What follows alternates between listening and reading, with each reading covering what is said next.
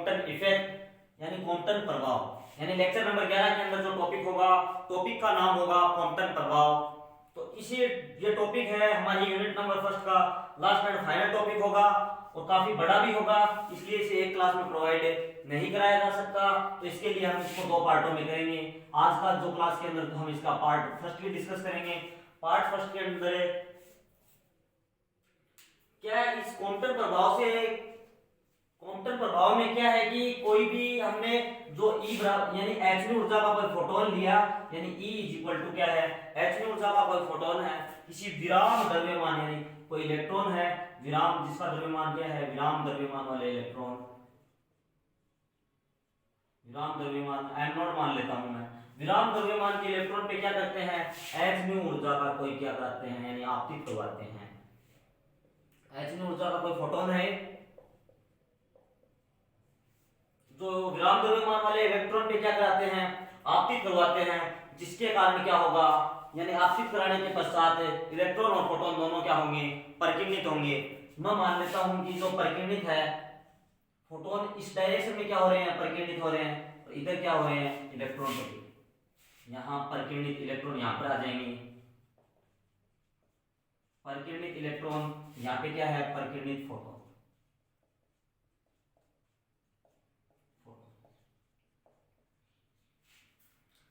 जो पहले जो हमने फोटोन था उसकी एनर्जी h थी और उसका जो संवेग मान लेते हैं हम P is equal to h by c। तो ये जो इलेक्ट्रॉन है ये विराम अवस्था में है, इसलिए इसका द्रव्यमान है वो क्या होगा, यानी इसका जो संवेग है वो क्या होगा, 0, और जो इसकी एनर्जी होगी वो मान लेते हैं E बराबर m0 c²। तो इलेक्ट्रॉन परिकिरणित होने के पश्चात जो इसकी एनर्जी है वो मान लेते हैं mc², और जो इसका मोमेंटम है यानी संवेग है वो मान लेते हैं p बराबर यानी mv, इसका जो हो जाएगा मोमेंटम। तो परिकिरणित होने के पश्चात जो फोटोन की जो एनर्जी है वो मान लेते हैं h न्यू डैश, और जो संवेग है वो मान लेते हैं h nu dash by c। ये क्या है, एक्स।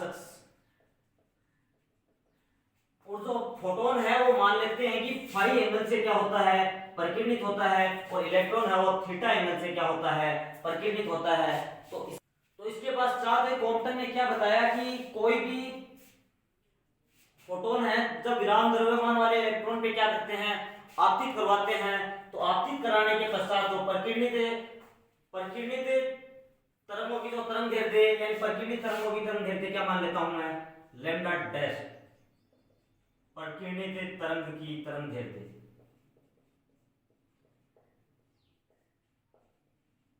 लैम्डा डैश, और आपतित तरंग की तरंग दैर्ध्य मैं मान लेता हूं लैम्डा।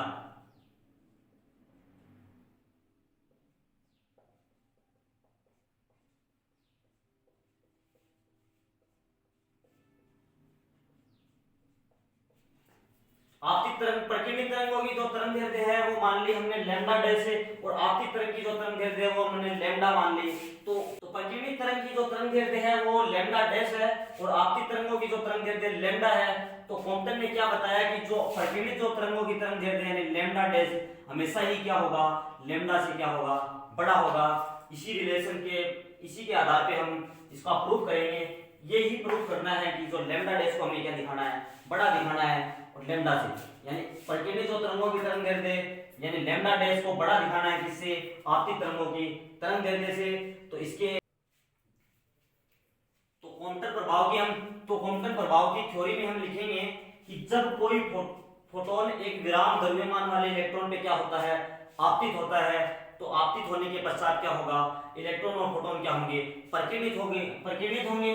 तो परिकिरण के पश्चात जो परिकिरणित तरंगों की जो तरंग दैर्ध्य यानी लैम्डा डैश लिख रहे हैं, परिकिरणित जो तरंगों की तरंग दैर्ध्य को लैम्डा डैश है, यानी आपतित तरंगों की तरंग दैर्ध्य यानी लैम्डा से क्या होती है, अधिक होती है। तो इस प्रभाव को क्या बोलते हैं, कॉम्पटन प्रभाव बोलते हैं। तो लैम्डा डैश क्या होगा, बड़ा होगा। यही हमें क्या करना है, प्रूफ करना है कि लैम्डा डैश को हमने लेमडा डैश यानी आपतित यानी प्रकीर्णित तरंगों की तरंग दैर्ध्य है वो आपतित तरंगों की तरंग दैर्ध्य से क्या होगी, अधिक होगी।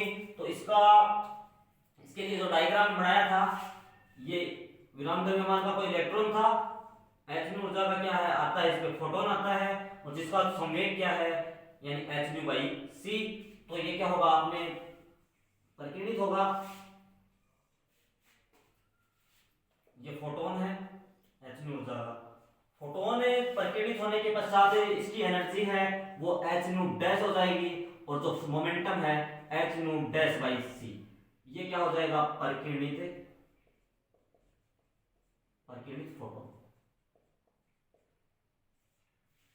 ये क्या है, एक्स एक्सिस है। और ये जो इलेक्ट्रॉन है, इलेक्ट्रॉन प्रकीर्णित होने के पश्चात जो इसकी एनर्जी है, विराम द्रव्यमान का था पहले, इसकी एनर्जी कितनी थी, E = m0c² है, और जो मोमेंटम इसका क्या होगा, 0 होगा, क्योंकि मास क्या है, विराम इलेक्ट्रॉन है, विराम इसका जो द्रव्यमान है इलेक्ट्रॉन विराम है, यानी समय इसका क्या होगा, 0। और प्रकीर्णित होने के पश्चात यानी प्रकीर्णित इलेक्ट्रॉन, यानी यहाँ पे आ जाता है प्रकीर्णित होने के पश्चात। और प्रकीर्णित जो इलेक्ट्रॉन है इसकी ऊर्जा मैं मान लेता हूँ एनर्जी = mc², और जो मोमेंटम होगा वो होगा P = mv हो गया। और जो प्रकीर्णित जो फोटोन है वो फाई एंगल से क्या हो रहा है, प्रकीर्णित हो रहा है, और ये मान लेता हूँ मैं थीटा एंगल से क्या हो रहा है, प्रकीर्णित हो रहा है। तो इसके पश्चात इसका अलग से डायग्राम बनाते हैं कोऑर्डिनेट सिस्टम के अंदर समझने के लिए। ये क्या है, इधर मान लो यहाँ पे बीच में क्या है, इलेक्ट्रॉन है विराम द्रव्यमान का, इधर से क्या है, हम एनर्जी hν ऊर्जा का कोई फोटोन है, फोटोन आपतित करवाते हैं जिसका मोमेंटम क्या है hν/c। तो आपतित कराने के पश्चात ये क्या होगा, इलेक्ट्रॉन से टकराने के पश्चात क्या होगा, प्रकीर्णित होगा, प्रकीर्णित हो गया। प्रकीर्णित होने के पश्चात जो इसकी जो फोटोन है, फोटोन की एनर्जी कितनी हो गई, hν', और जो मोमेंटम है hν'/c।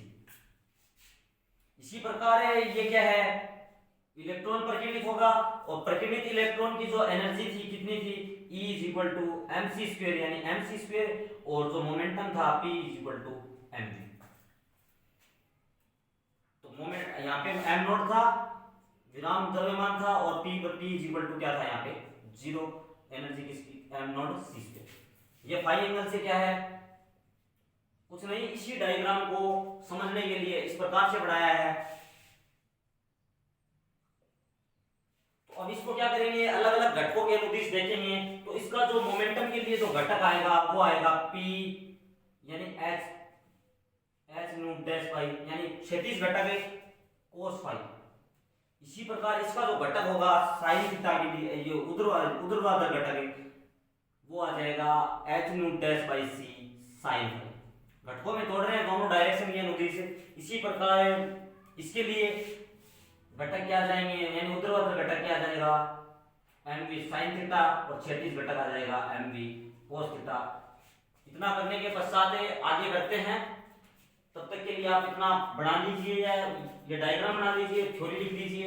इसके पश्चात आगे करते हैं डायग्राम। तो इस डायग्राम को देख के हमने ये जो थ्योरी लिखी है, ये आप लिख लेना कि माना h ऊर्जा का कोई क्या है, फोटोन है, और विराम द्रव्यमान वाले इलेक्ट्रॉन पे क्या कराते हैं, आपतित कराते हैं। तो आपतित होने के पश्चात दोनों क्या होंगे, प्रकीर्णित होंगे, और प्रकीर्णित होने के पश्चात क्या होगा, प्रकीर्णित होने के पश्चात फोटोन की स्थिति यहाँ पे होगी, और प्रकीर्णित जो होने के पश्चात इलेक्ट्रॉन की स्थिति ये होगी।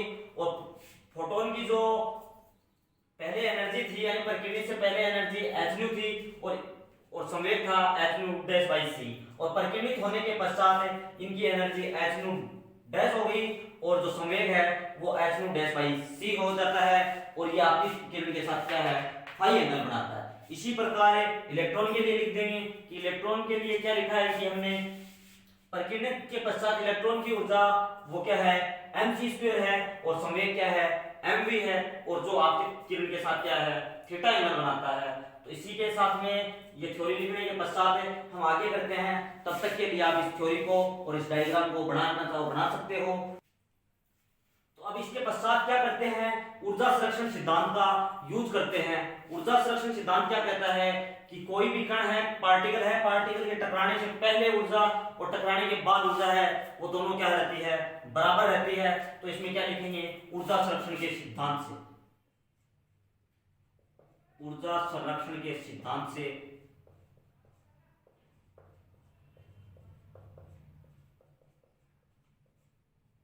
ऊर्जा संरक्षण का सिद्धांत क्या बोलता है कि टक्कर से पूर्व ऊर्जा और टक्कर के पश्चात दोनों ऊर्जा क्या है, इक्वल रहती है। टक्कर से पूर्व ऊर्जा, टक्कर से पहले ऊर्जा वो बराबर रहती है टक्कर के जो बाद ऊर्जा होती है।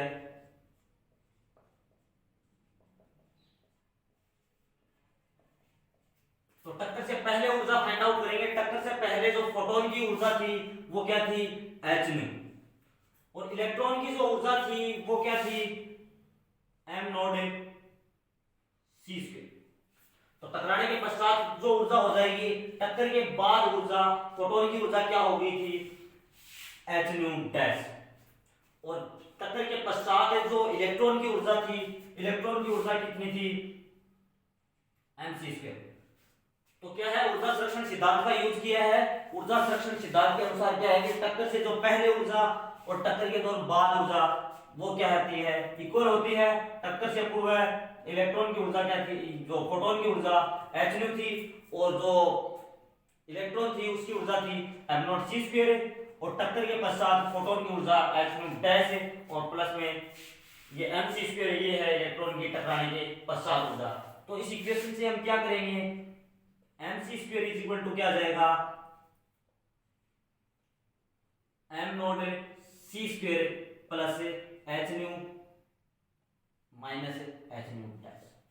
तो m c square is equal to क्या आ जाएगा, एम नॉट सी स्क्वायर प्लस एच कॉमन ले लेंगे, न्यू माइनस न्यू डैश। इसे इक्वेशन नंबर 1 दे देंगे, यानी m c square is equal to क्या आ गया, एम नॉट सी square plus h nu minus nu dash. तो इसके पश्चात हम क्या करते हैं, संवेग संरक्षण का सिद्धांत, संवेग को भी संरक्षित करने के लिए संवेग संरक्षण का सिद्धांत का यूज करते हैं। यानी संवेग संरक्षण सिद्धांत से हमारे पास में दोनों सिद्धांत है, इन दोनों का यूज करते हैं संवेग संरक्षण सिद्धांत से। तो संवेग संरक्षण सिद्धांत से हम क्या कहते हैं कि टक्कर के पहले संवेग और टक्कर के बाद संवेग दोनों क्या होते हैं, बराबर होते हैं। तो इसमें लिख लो टक्कर के पूर्व, टक्कर के पूर्व संवेग और टक्कर के बाद जो संवेग है बराबर होंगे टक्कर के बाद संवेग। सबसे पहले हमें एक्स डायरेक्शन की अनुदिश देखते हैं। एक्स डायरेक्शन की अनुदिश जो संवेग संरक्षण सिद्धांत है, इस प्रकार से हमारा कुछ डायग्राम था। एच न्यू ऊर्जा का कोई फोटोन था, इलेक्ट्रॉन पे आपतित होता है, और जो इसका मोमेंटम था एच न्यू बाई सी। ये परिकिरणित क्या था, फोटोन था, इधर क्या था परिकिरणित इलेक्ट्रॉन, परिकिरणित इलेक्ट्रॉन था। इसका जो परिकिरणित होने के पश्चात जो एनर्जी थी एच न्यू डैश हो गई थी, और पी यानी मोमेंटम हो गया एच न्यू डैश बाई सी। ये एक्स डायरेक्शन में अनुदिश था। जो ये एंगल था फाई और ये एंगल था थीटा, और जो इसका एनर्जी थी ई बराबर क्या था, एम सी स्क्वायर, और पी बराबर क्या था, यानी संवेग क्या था, एम वी था। तो इसको घटकों के रूप में हमने क्या किया था, तो ये था हमारा अक्ष। अब निकाल रहे हैं अक्ष डायरेक्शन की अनुदिश। तो अक्ष डायरेक्शन की अनुदिश जो फोटोन है, फोटोन की जो का संवेग है वो क्या है, एच न्यू बाई सी, यानी संवेग है एच न्यू बाई सी। और इलेक्ट्रॉन का जो संवेग है यानी ये E is equal to M naught C square और P बराबर जी। तो टकराने से पहले जो इसका संवेग है यानी फोटोन का एच न्यू बाई सी है, और इलेक्ट्रॉन का क्या है, 0। तो टकराने के पश्चात दोनों क्या होंगे, बराबर होंगे। तो टकराने के पश्चात अक्ष डायरेक्शन की अनुदिश देख रहे हैं, तो क्या आ जाएगा, संवेग क्या आ जाएगा, H nu dash by C cos phi. टकराने के पश्चात जो संवेग होगा वो फोटोन के लिए संवेग h nu dash by c cos phi plus में। इसी प्रकार क्या करेंगे इलेक्ट्रॉन के लिए देखेंगे, इलेक्ट्रॉन के लिए क्या आ जाएगा संवेग क्या आ जाएगा mv cos थीटा। यहां से क्या आ जाएगा ये जीरो हो गया यानी h न्यू c को पूरी से क्या कर रहे हैं मल्टीप्लाई कर रहे हैं तो is equal to h nu dash cos phi plus mv c cos theta. ये क्या आ गया इसको इक्वेशन नंबर में दे देता हूं 2 यानी यहां से इक्वेशन 2 देने से पहले इसको क्या कर लेते हैं थोड़ा सोल्व कर लेते हैं यानी mvc cos theta is equal to h nu minus nu dash यानी h को कॉमन ले लिया nu minus nu dash cos phi.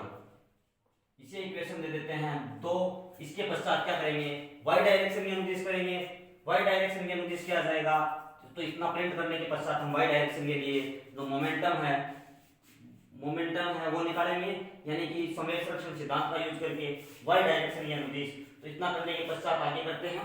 ये इक्वेशन हमारी फर्स्ट थी यानी mc² इज इक्वल टू क्यों लिख रहे हैं इसको क्योंकि आगे इन इक्वेशन का हम यूज करेंगे तो इसलिए mc² यानी दोनों इक्वेशन को मैंने अलग से लिख लिया कि mc² इज इक्वल टू क्या है h nu minus nu dash plus m not c² ये हमारी इक्वेशन नंबर 1 थी और इक्वेशन 2 में हमने क्या लिखा mvc cos theta is equal to h nu minus nu dash cos phi is equal to यानी ये इक्वेशन 2 आ गई।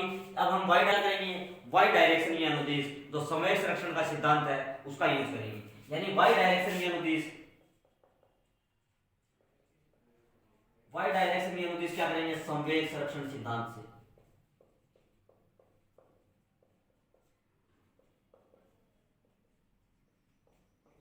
क्या होगा कि टक्कर से इसके बाद लिख लेना कि टक्कर से पूर्व संवेग बराबर होगा टक्कर के बाद संवेग।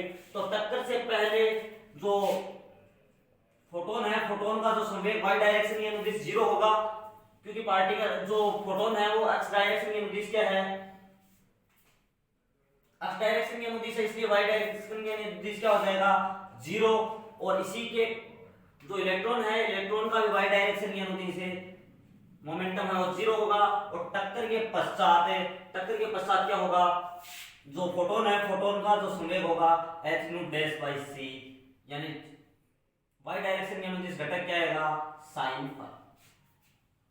इसी प्रकार क्या होगा टक्कर के पश्चात जो इलेक्ट्रॉन है उसका संवेग क्या होगा यानी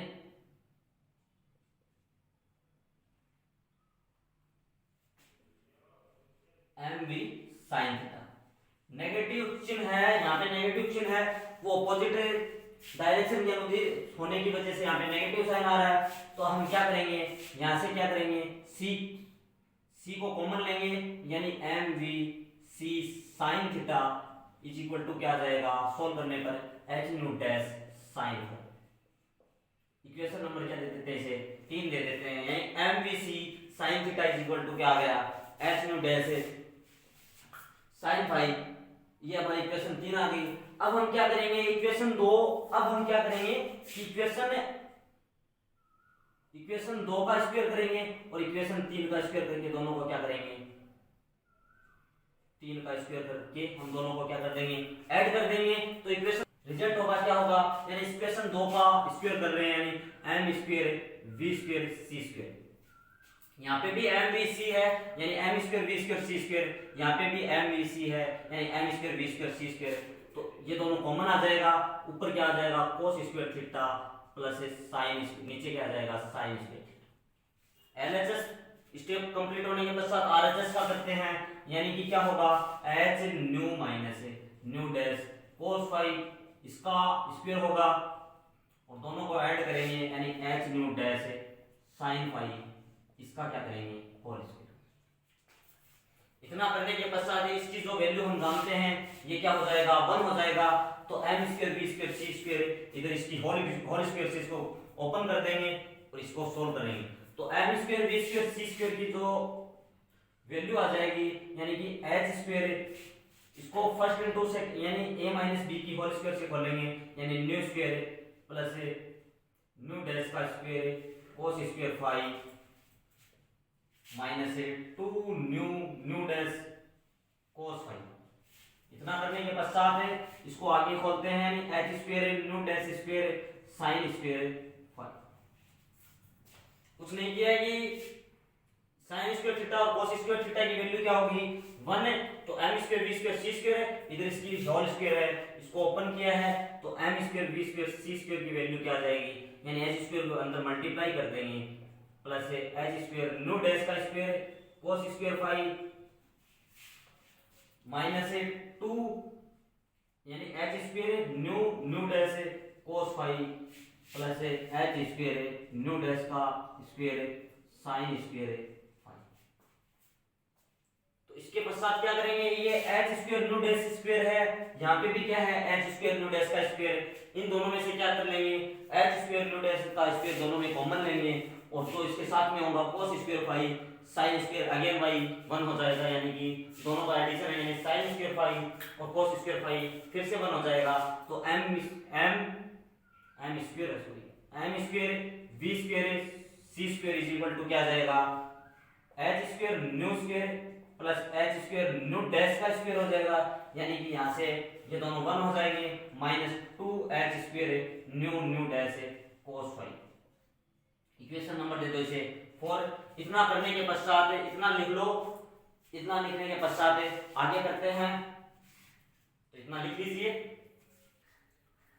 तो क्या है कि इक्वेशन 4 को लिखा है कि m square v square c square is equal to क्या है h square nu square plus h square nu dash का square minus 2h square nu dash cos five. ये इक्वेशन हमारी 4 थी। इसके पश्चात क्या करते हैं, इक्वेशन फर्स्ट का क्या करते हैं, दोनों तरफ क्या करते हैं स्क्वायर करते हैं, तो समीकरण 1 का दोनों तरफ वर्ग करने का वर्ग कर देंगे, यानी स्क्वायर कर रहे हैं दोनों तरफ, तो समीकरण 1 का एलएचएस में क्या हो जाएगा m स्क्वायर c की पावर 4। इसका भी कर रहे हैं, यानी h nu minus nu dash plus n note c square का भी क्या कर देंगे स्क्वायर कर देंगे। इसके बाद इसको क्या करते हैं a प्लस b का होल स्क्वायर है, a प्लस b के होल स्क्वायर को इससे क्या कर देंगे ओपन कर देंगे, तो क्या आ जाएगा m स्क्वायर c की पावर 4 इज इक्वल टू ये क्या हो जाएगा a और ये क्या है b, यानी क्या हो जाएगा h square nu minus nu dash का square plus m naught square c की पावर 4 प्लस 2 h आ जाएगा न्यू माइनस न्यू डैश और m नॉट c स्क्वायर, यानी a प्लस b के होल स्क्वायर को इससे ओपन किया, यानी a स्क्वायर आ गया b स्क्वायर आ गया plus 2 into a into b। तो क्या करते हैं आगे सरल करते हैं, ये क्या है a माइनस बी का होल स्क्वायर, ये a माइनस बी के होल स्क्वायर से इसको ओपन करते हैं और सरल करते हैं, तो सरल करने पर जब क्या आएगा m स्क्वायर c की पावर 4 h स्क्वायर आ गया, ये क्या हो a माइनस बी का होल स्क्वायर यानी nu square plus nu dash का स्क्वायर माइनस 2 न्यू डैश, ये एच आ जाएगा, यानी m नॉट का स्क्वायर c की power 4 plus 2 h nu minus nu dash m naught c square.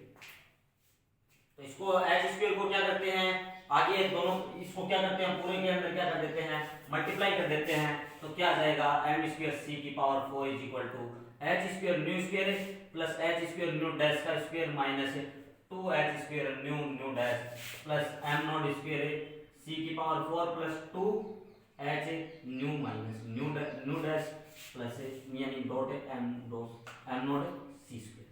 ये क्या हो जाएगी हमारी इक्वेशन 5।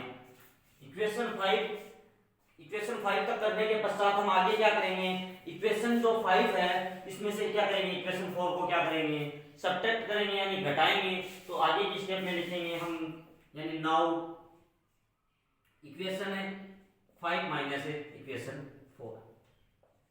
इक्वेशन 5 माइनस इक्वेशन 4 कर रहे हैं, तो इक्वेशन 5 की जो एलएचएस है वो इक्वेशन 4 के एलएचएस में से क्या होगा सब्ट्रैक्ट होगा, और जो आरएचएस है वो आरएचएस में से सब्ट्रैक्ट करेंगे। तो करते हैं कि यानी पहले क्या है इक्वेशन 5 माइनस 4 कर रहे हैं तो यानी m स्क्वायर c की पावर 4 माइनस है LHS में क्या है m square v square c square. इसके आगे करते हैं यानी इक्वेशन 5 माइनस 4 कर रहे हैं तो 5 पूरी की पूरी क्या होगी एज इट इज लिख लेंगे h square nu dash square minus 2h square nu dash plus m naught c की power 4 plus 2h nu minus nu dash हो जाएगा m नॉट c स्क्वायर। इसके पश्चात क्या कर रहे हैं कि 4 को का आरएचएस में क्या होगा h स्क्वायर घटा रहे हैं मतलब चिन्ह चेंज हो जाएंगे यानी माइनस का h स्क्वायर न्यू डैश का स्क्वायर ये क्या हो जाएगा plus 2h square nu dash cos phi.